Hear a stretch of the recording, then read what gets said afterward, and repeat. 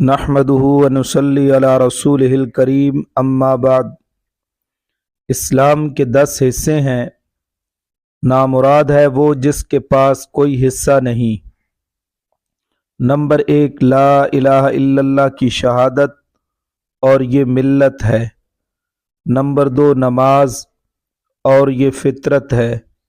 Number 3، زکوٰۃ، اور وہ مال کی پاکیزگی ہے۔ نمبر 4، روزہ، اور وہ جہنم کی آگ سے ڈھال ہے۔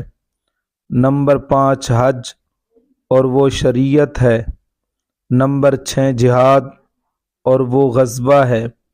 نمبر 7، امر بالمعروف، اور وہ وفاداری ہے۔